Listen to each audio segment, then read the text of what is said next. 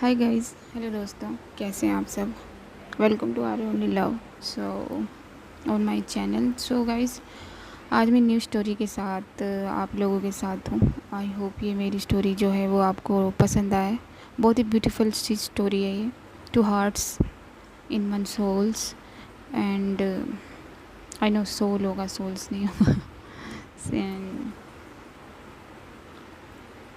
तो हमारी इस स्टोरी में दो बहुत बहुत इम्पोर्टेंट किरदार हैं, दो बहुत महत्वपूर्ण किरदार हैं एंड उनमें से एक संदीप है। मतलब दोनों ही किरदार बहुत अच्छे हैं, बहुत अच्छे हैं, बहुत गुड हैं, इम्पोर्टेंट हैं। मगर संदीप इसलिए गुड है क्योंकि वो थोड़ा सा टॉल है।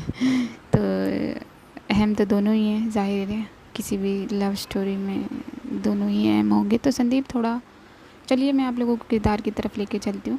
तो संदीप जो है वो थोड़ा सा कदकाठी के बारे में बात करूँ तो काफ़ी लंबा है, हेल्दी है, ठीक है, हेल्दी वेल्दी। उसका रंग सांवला है। इन शॉर्ट आप कह सकते हैं टॉल, डार्क एंड हैंडसम है। और दूसरा किरदार है जिसका नाम नवनीत है, जिसे ज़्यादातर नवीन कहते हैं, हम भी उसे नवीन ही कहेंगे। एंड नवीन की हाइट बताऊँ तो अच्छी खासी है, मगर संदीप से थोड़ी सी कम है। और संदीप को हम सैंडी कहेंगे। तो सैंडी एंड नवीन, ओके। वो सैंडी के होंठों तक ही आ पाता है, मतलब उसके होंठों तक ही उसका सर आता है। वो भी डार्क है, हैंडसम है, मगर टॉल नहीं है। एंड उसके बाल जो हैं वो घुंघराले हैं। बॉडी है, अच्छी खासी बॉडी है, अच्छे अच्छे लड़कियां उस पर फ़िदा हो जाती हैं उसे देखकर। सैंडी एक लैब टेक्नीशियन है और एक प्राइवेट लैब में वर्क करता है। जिस लैब में सैंडी वर्क करता है उसके जो ओनर हैं उसकी एक और ब्रांच है जिसमें नवीन आएगा, अभी आया नहीं है। एंड सो आज जो सैंडी लैब आया है वो रोज़ की तरह तो आके काम में लग जाता है उसकी लैब में। और भी बहुत लोग हैं, सैंडी से एक सीनियर भी है लैब में जिसको वो ताई कहते हैं।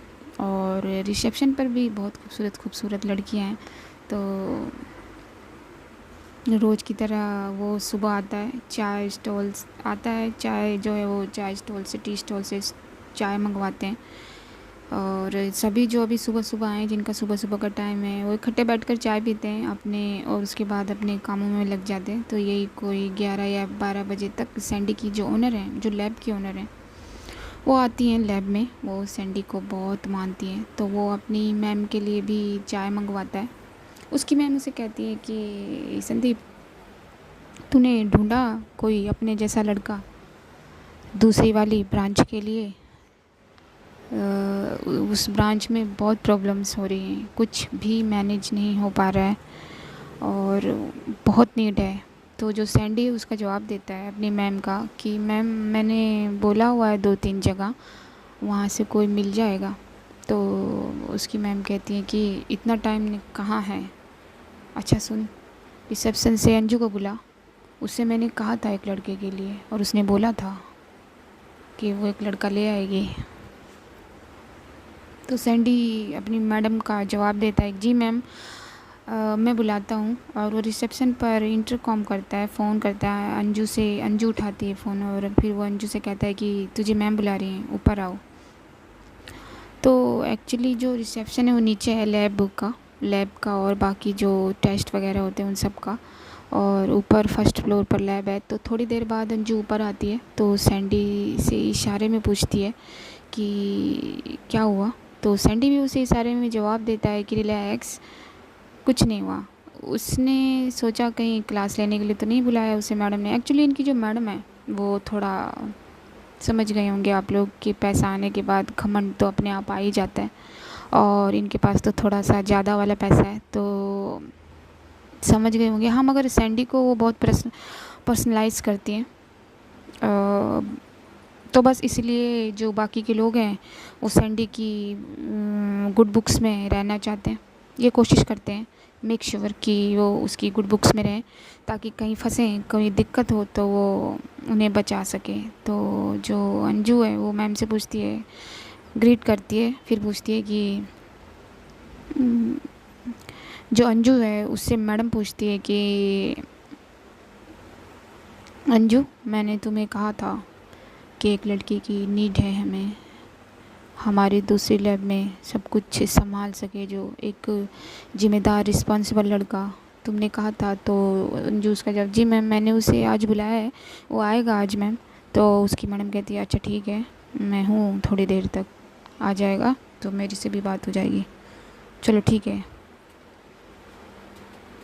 जाओ अपना काम करो। तो अंजू नीचे आ जाती है, अपने काम में लग जाती है। सो ये लोग भी अपने कामों में लग जाते हैं। सैंडी लैब में अपना काम करना शुरू कर देता है।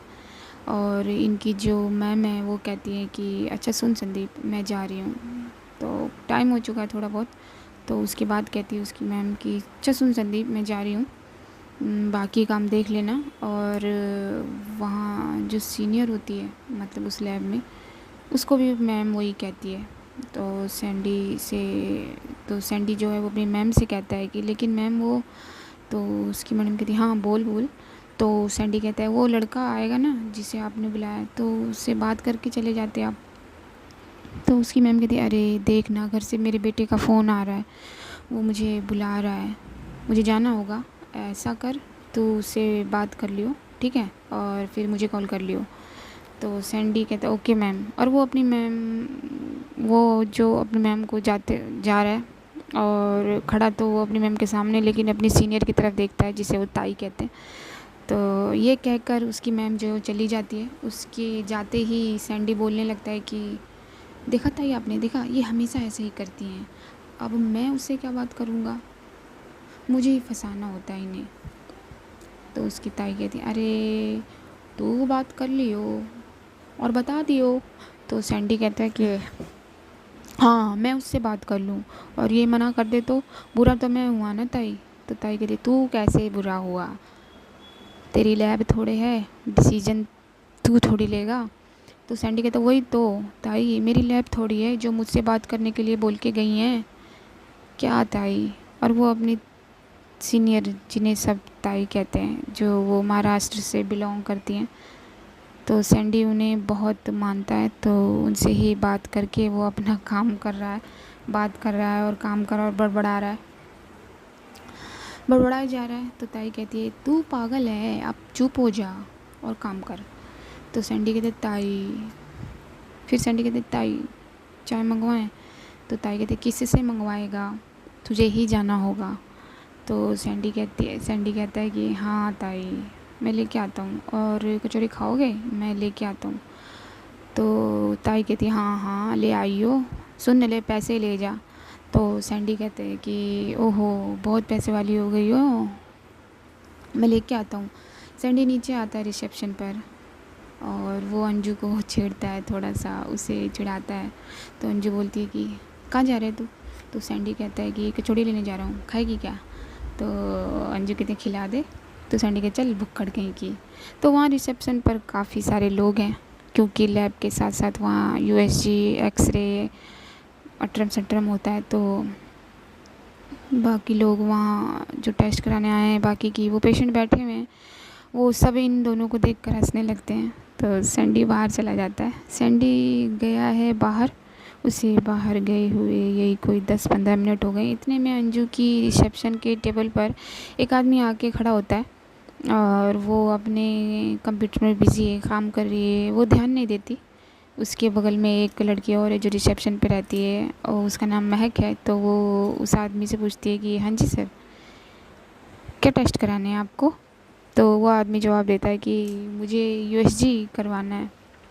तो यूएसजी का डिपार्ट जो है वो आधा अंजू संभालती है, आधा एक और है वो संभालती है। आगे आगे स्टोरी में तो काफ़ी किरदार आएंगे, तो हैं थोड़े किरदार। तो बाकी फ़िलहाल हम अभी प्रेजेंट किरदार पर चलते हैं, अपने मेन किरदार पर चलते हैं। तो उस इंसान की आवाज़ सुनकर अंजू ऊपर देखती है और कहती है तू तू अब आया है और यूएसजी करवाएगा। हाँ, तो एक्चुअली में वो शख्स और कोई नहीं, बल्कि वो शख्स जिसे आना होता है वो है। अंजू फिर बोलती है कि नवीन के बच्चे, तू अब आया है, मैम तो चली गई। और अंजू अपनी जगह से उठ के उसके पास आती है और उसे अंदर कलेक्शन रूम में बिठाती है और ख़ुद भी पास वाली चेयर पर, सामने वाली चेयर पर बैठ जाती है और उससे जो है वो बातें बातें करने लगती है।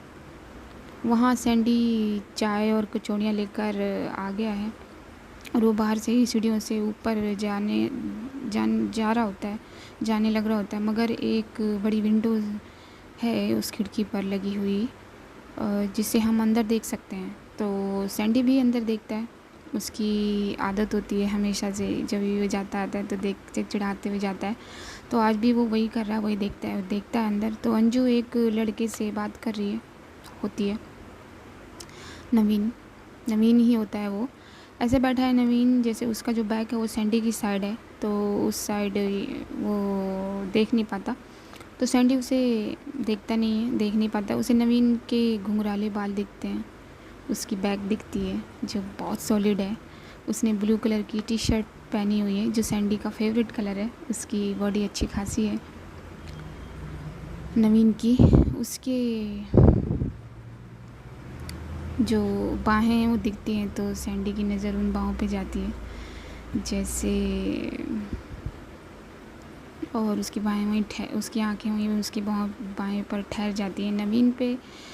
और वो अपने मन में बोलता है कि वाह, ये अंजू किससे बात कर रही है। तभी पीछे से यहाँ का जो चपरासी है, वो जिसे सब भैया या बड़े भैया कहते हैं, वो आ जाता है और ये बोलते हुए आपस में जो ये लोग हंसी मजाक करते हैं, मस्ती वस्ती चलती रहती है इनकी। तो वो पीछे से पिंच करता है और सैंडी को बोलता है कि चलना बे। तो सैंडी पीछे मुड़ के देखता है, कहता है कि बहुत खुजली हो रही है, हैं? तो जो वो भैया है वो कहता है कि, वो कहते हैं बड़े हैं, तो क्या वो कहते हैं कि तो तो तू तो यहीं चिपक गया था, कर क्या रहा है यहाँ? हाँ, कहाँ है तेरा ध्यान? अंजू को देख रहा है क्या? तो सैंडी जवाब देता है,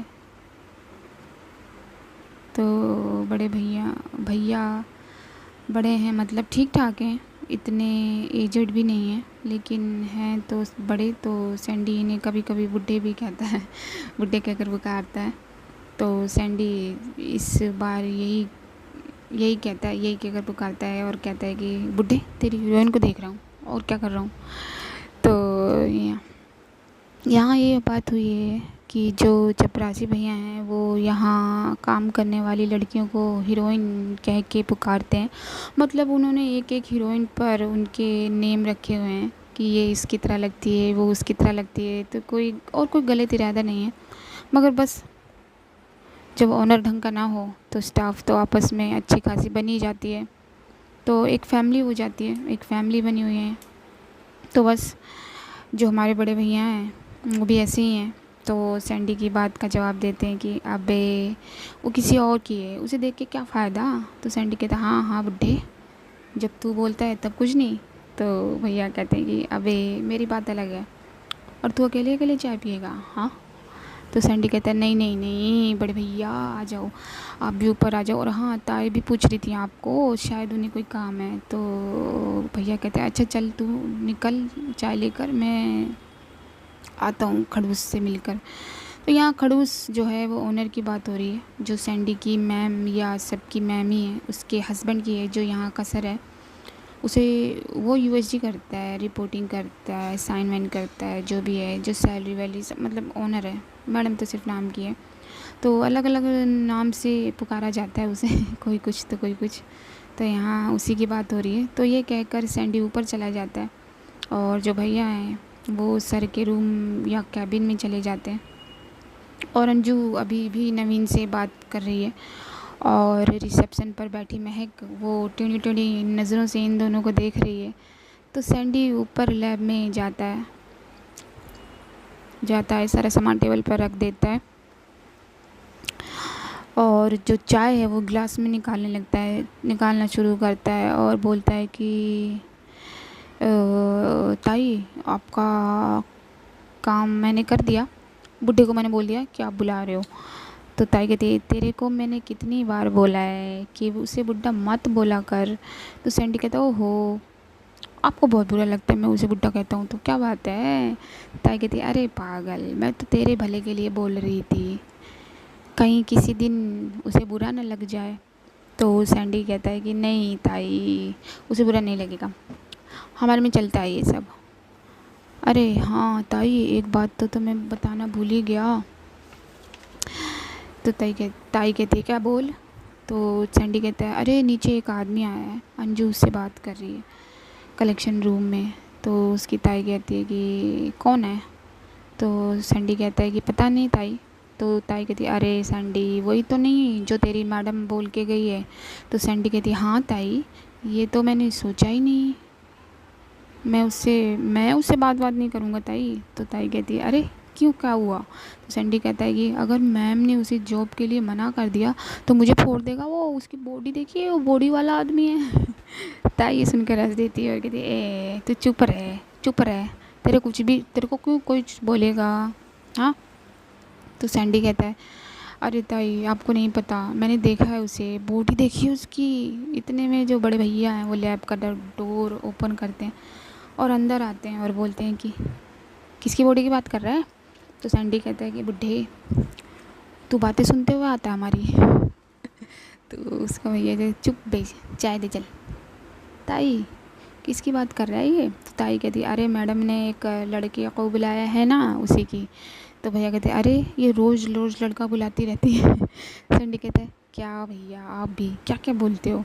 तो भैया कहते हैं कि अबे तू क्यों क्या क्या सुनता है, लेकिन मेरी एटीएम ने क्यों बुलाया है इसे। तो मैं यहाँ आपको बताती चलूँ कि जो भैया हैं उनका मिजाज तो मैं आपको बता ही चुकी हूँ। तो वो अपनी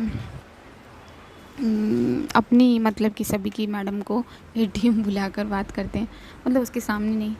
तो जो बड़े भैया की बात का जवाब देते हुए सैंडी बोलता है कि अरे भैया वो दूसरी वाली ब्रांच के लिए चाहिए ना, तो उसी के लिए। तो भैया कहते हैं अच्छा सही है। सैंडी कहते हैं आपकी हीरोइन ही लाई है उसे। तो भैया कहते हैं ये जो नीचे बैठा है वही तो नहीं है कहीं। तो सैंडी कहता है पता नहीं। तो भैया कहते हैं अरे घोड़ू की तरह लंबा हो गया है तू, बस अक्ल नहीं है तेरे में, इंटरकॉम करके पूछना नीचे। सैंडी कहता है अरे हाँ भैया। तो जो सैंडी है वो नीचे रिसेप्शन पर इंटरकॉम लगाता है। तो महक रिसीवर उठाती है और कहती है, बोलती है कि हाँ सैंडी बोल। तो सैंडी कहता है क्या कर रही हो, परफ्यूम। तो महक कहती है क्या बोलूँ यार।